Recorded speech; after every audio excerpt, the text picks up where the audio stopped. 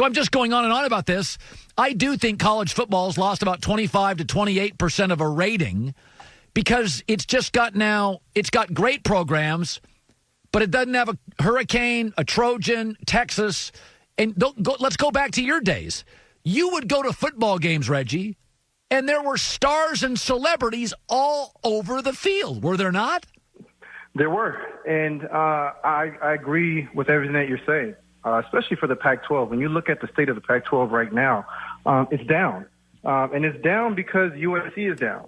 And USC is just one of those programs, like a Texas, like you mentioned, that brings along the rest of the Pac-12. It brings along the rest of the Pac-12 and the kind of athletes that they're able to acquire. It also brings along the Pac-12 in revenue. So it's very important for teams like a USC and a Texas to pick it up because we're losing a lot of the best talent that's right here in our backyard. Yeah.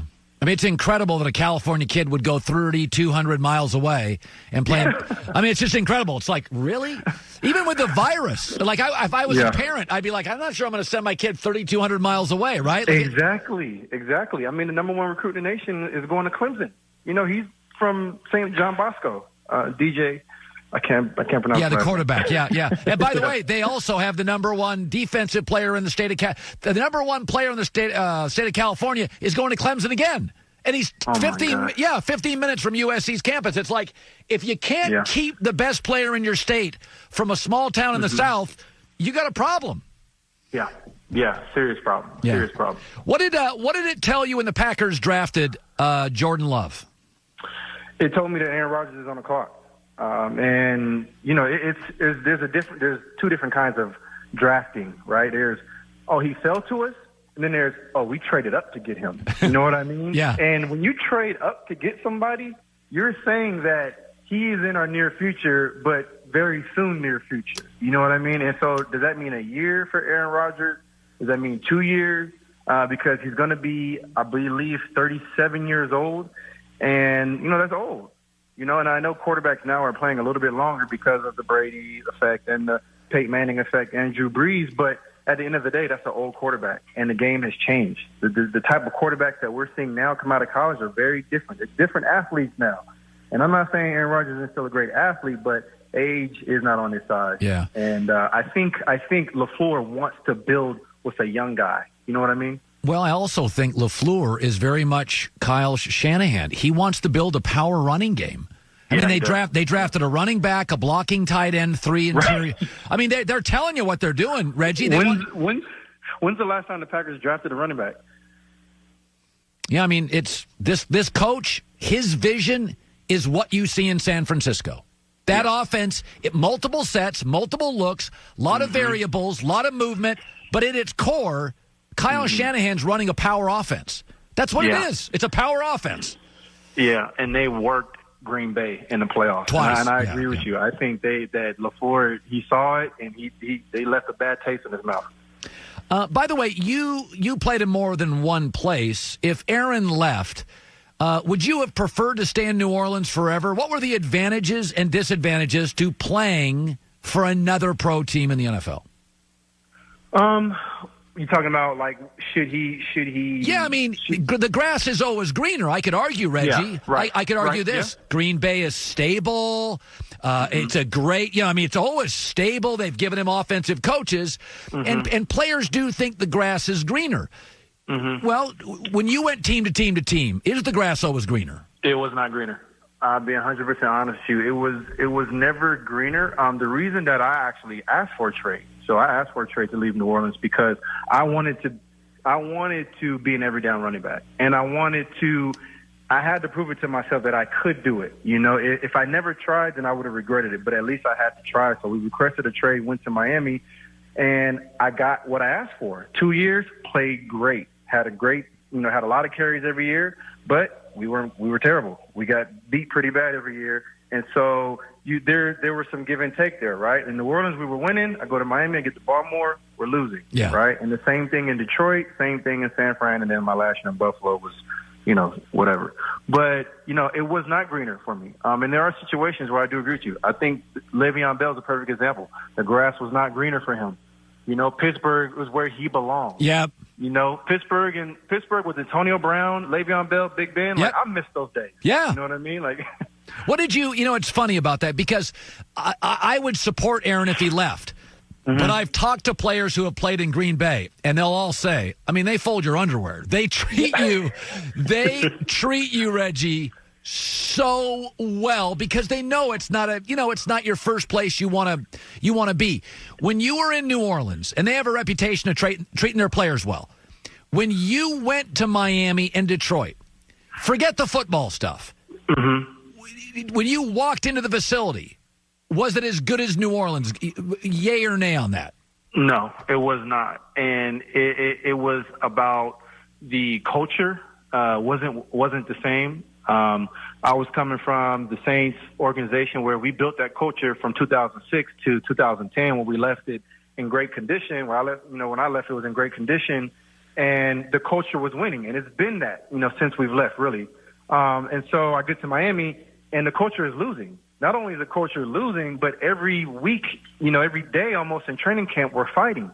You know what I mean? And it's like we couldn't even get past ourselves to be able to play against another team because we were busy battling wars within our own team and within our own organization and franchise. And that's when Sperano got fired halfway through the season. Todd Bowles took over, and then the next year they brought in Joe Philbin.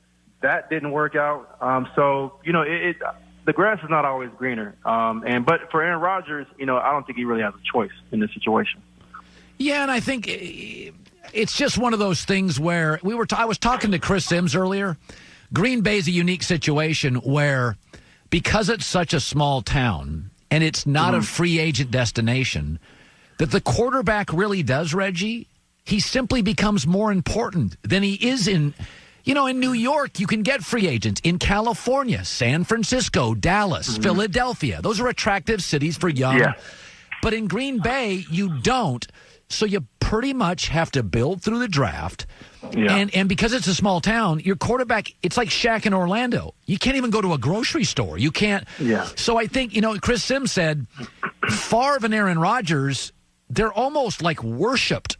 Like Jared Goff is just a pro athlete in a city with a bunch of them. Nobody's fond. If you ran into Jared Goff at the store, you'd be like, hey, nice work. Right. He's just a guy, right? Yeah. And so, I do think, I don't know, I've always thought Green Bay and Aaron's a weird fit. I don't think it's a weird personality fit, isn't it? Yeah, I could see that because I do think Aaron Rodgers brings a little of a superstar power to him. Yes. You know what I mean? Like he has the commercials, the discount double check, but he's in the market of Green Bay, Wisconsin, which, no offense to Green Bay, Wisconsin. I love it there, love the people there, but it's very different when you're in a market like Los Angeles or New York or, Florida or Texas. Those are different markets. And I do think Aaron Rodgers, the name and the star power, I could see him in a much bigger market, for a different organization. By the way, I want to go back to this because Jameis just signed with the Saints. So Tampa Bay's always been a really loose franchise. And the Saints are good owner, Gail Benson, great Mickey Loomis, a great GM, Sean Payton. It's New Orleans is a well-run organization.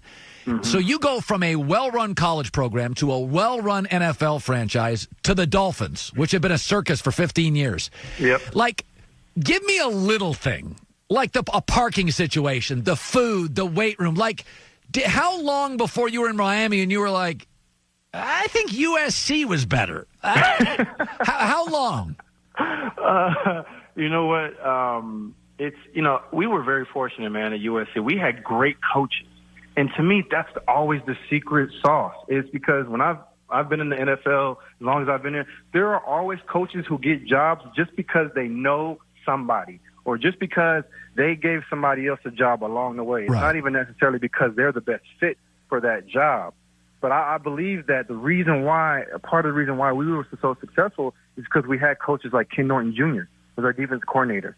You know what I mean? We had coaches like Todd McNair, who played in the NFL for a long time, who was my running back coach, who I attribute a lot of my success to even winning the Heisman Trophy. I believe that Sark, Lane Kiffin, Pete Carroll, Kiffin, Pete Carroll. I mean, the list goes on, right? Steve Sarkisian. So I attribute a lot of our success, to having great college coaches. The one thing that we didn't have in Miami, I don't feel like we had great coaches, and I don't feel like we had coaches that also weren't afraid to say something to the players and really afraid to just lay down the rules and the regulations, and this is it, and this is how it's going to be, and if you're not going to be a part of this, you got to go. You know what I mean? Yeah. No, listen, it's when you work for a well-run company, we both work for one at Fox, you can tell. It's just different. It's just different. It's just really organized. I mean, I've worked for a lot of companies, and I've been very lucky. But I worked I worked in Tampa for a local TV station, and we didn't know what the hell we were doing. And you could sense it every day when I'd come to work. We just didn't know what we were doing, and it's and so I mean, I feel I've said this before. I feel bad for pro athletes who get traded to places and they go from a great company to a bad one. But I also, Calais Campbell goes from Jacksonville to Baltimore, and I think, damn. Oh, man, that's a great move. Oh, my God. You're going from the out. Yeah, I mean, seriously, that's a great job transfer. Yeah, so. and I think for Jameis Winston, and I'm not just saying this obviously because I played there, I really think this can be a move that sets up his career for success. You know what I mean? Because a lot of people talk about, obviously, the negative that you get with Jameis Winston, which he's earned that rightfully so. 30 interceptions, it's a lot. But I look at the other side. He still threw 5,000 yards. Yes. And to me, that's the most amazing part is if you look at all the quarterbacks that threw 5,000 yards, I guarantee you they didn't have 30 interceptions. You know what I mean? So he's having to fight that uphill battle and still producing. Now imagine if we can take those interceptions down. And who better than to teach him than Drew Brees? You know what I mean? Like, I literally can't think of a human being better than to help Jameis Winston into just understanding the NFL career, the professional side, on and off the field, and how to detail your assignments. And I really think if he can grab the bull by the horns, he could take over for Drew Brees and also, in a year or two. Tampa's system under Arians throws the ball downfield, translation, higher risk throws. Sean Payton does not throw the ball down with Teddy or Drew. It's much more efficient. The guys are schemed open. So Bruce asks his quarterbacks to throw it into traffic and throw it downfield. So I think just playing for Sean Payton, Jameis's pick numbers would absolutely come down. Now, he would not have 33 touchdowns, but if he went 26 touchdowns and 12 picks, he's a starting quarterback in the NFL. Yeah. and he's making $100 million contract. You know what I mean? Like, that's any organization would take those numbers. And then so you know what you're getting on the upside. And the upside is really green. Now we just got to work on that other side. And like I said, with Sean Payton, the way that he masters the offense, like you just said, and then with Drew Brees teaching him, I'm very excited for Jameis Winston. I can't wait to actually go see him, this year at some games. Good talking to you, buddy. Yes, sir. Appreciate you. Hi, everybody. Thanks for watching. Subscribe here to get the latest from the show. Also, be sure to check out more of the best clips from The Herd or go watch a few segments from other shows on FS1.